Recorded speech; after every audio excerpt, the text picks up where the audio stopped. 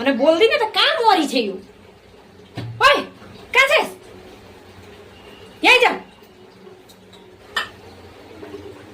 आउँदिन त बल्ल सवारी भयो महारानीको कहाँ हुनुहुन्थ्यो यत्रो बेरसम्म म बहिनी आउँदैछ अरे फोन गरेकी थिएँ उसको मनपसन्द खानाहरू बनाएर राख्ने नि हजुर आमा हुन्छ म बनाउँछु ए मम्मी कहाँ जानुभयो मम्मी उफ म आइपुगेँ है एकदमै धेरै गर्मी भयो मलाई चाहिँ भाउजू कहाँ जानुभएको नि भाउजू ए भाउजू कोही पनि देखिँदैन नि त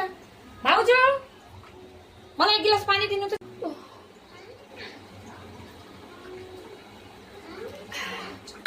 बल्ल जानमा जान आयो अब चाहिँ मेरो मिठो मिठो मलाई जे मनपर्छ त्यही खानाहरू बनाइदिनुहोस् है भाउजू आइस मेरी छोरी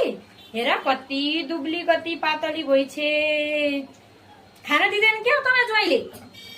राम राम राम राम राम हाम्रो हेर्नु हाम्रो कति चाहिँ मोटाएर फुट्न आँट्यो कि तेरी भाउजू त चाहिँ के भएर यस्तो दुब्ली पातली भयो अब 1 महिना यहाँ बस्ने भाउजूले पकाएको मिठो मिठो खाने अनि मोटी भएर त आफ्नो बहिनी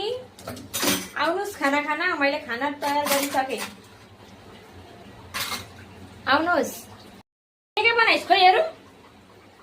ए यो मटर र आलुको सब्जीसँग खान्छे मेरी छोरी भात म तँलाई मिठो मिठो बना भनेको थिइनँ यस्तो सुकेको मटर र आलुको सब्जीसँग मेरी छोरीले भात खान्छे खान त यत्रो टाइम लगाएर